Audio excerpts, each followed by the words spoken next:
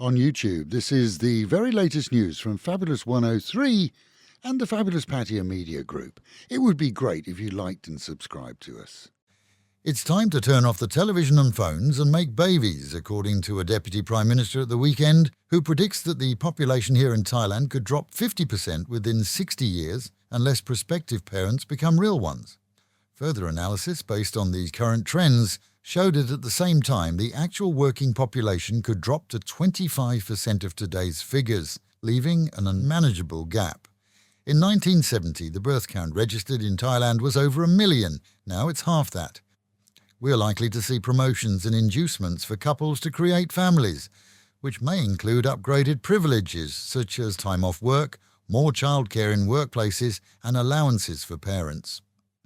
Demands have been made by the Public Health Ministry to quantify their regulation that plans to judge anyone in possession of 5 or less methamphetamine pills to be a user and not a dealer, as the Office of the Ombudsman asks for proof that it would curb social disobediences.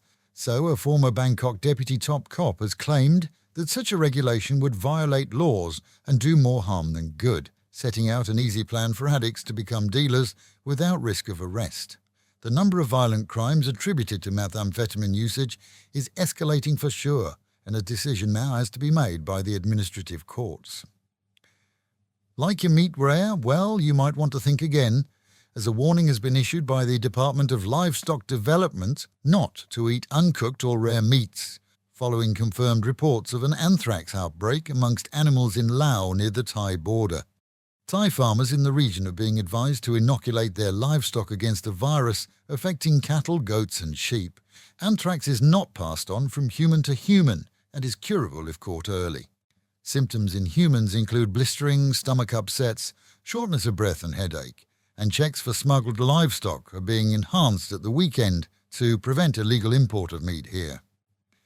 Swiss woes continued at the weekend as Thai media reported that the Ministry of Interior will press additional charges against Urs Fer, the Swiss national who allegedly kicked a female Thai doctor as she sat on beachside steps near his rented villa on Phuket last week. Now, having settled one claim of road rage on Christmas Day, the subject of illegal gun ownership has been raised following visits to his home and business. With his visa now revoked and only here at the will of the court to allow him to be here when his case is heard, officials are continuing the closure of his elephant sanctuary, where all but one animal are said to be rented from their actual owners, indicating that it's not a place that is rescuing animals. Meanwhile, in Trang, his fellow countryman accused of assaulting an invalid in a supermarket has been given a detention order barring him from leaving the country. That's before he goes to court. At the weekend, though, Swiss and Thai nationals proved that the despicable duo are essentially one-offs, as Sunday saw a gathering of Thais who either trade or went to school in Switzerland, along with Swiss nationals, all raising funds in the capital for underprivileged Thai children in remote rural areas, enjoying the traditional grilled Swiss cheese and potato dish raclette. A combination of entrance, vendor fees and raffles boosted the fund's coffers.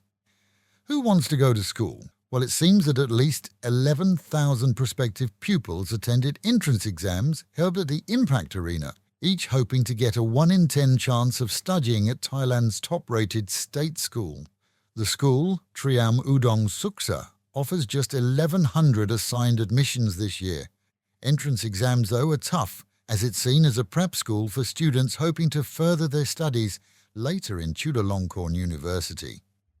Being, to put it politely, over the standard weight doesn't seem to have put off one 49-year-old woman in the capital who was arrested at the weekend for soliciting online for customers for her and her troupe of heavyweights.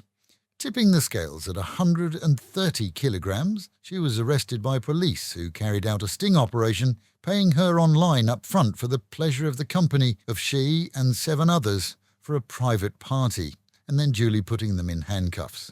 Those handcuffs didn't seem strange to them in any way. Meanwhile at home, an Indian man remains in immigration custody after being charged with stealing 100,000 baht and a computer from the owner of an apartment where he was employed. No word on how legal that employment was, but he has admitted the theft, but claims that by now he's spent the lot on a fun-filled few weeks. In our province, a Chinese businessman is reported to have been arrested on charges of storing at least 50 tons of electronic waste imported from China for disposal. The man's waste disposal company was reported by locals as dumping wastewater into local ponds and streams. He's denied the charges. Saturday saw Banglamung police chasing 2 motorbike thieves, one who fired at them before being shot himself. A modified starting pistol was found near the scene along with a used cartridge as medics attended to remove the man for treatment. Only 17 years old, he hadn't named his cohort who fled, and it's believed that they were a part of a crew operating on a massive level, stealing from across the province and then smuggling them over borders into neighbouring countries.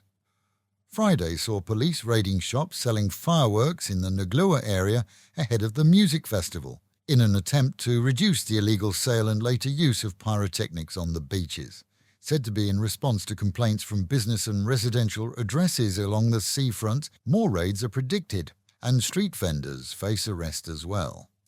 Pattaya's music festival saw huge crowds and of course traffic chaos, but was lucky as dark clouds, which at times covered parts of the region, didn't dump on the venue or indeed the area at the weekend. Opened by the city mayor, the event was a success and heralded 3 more weekends back-to-back of music for the region, seeing top Asian bands entertaining all for free along the seafront. And with the Met Office promising highs today of just 32 degrees, dropping down to 26, showers in the area during the morning at least, and otherwise a mostly sunny day, at least pleasant, with the real feel of 38.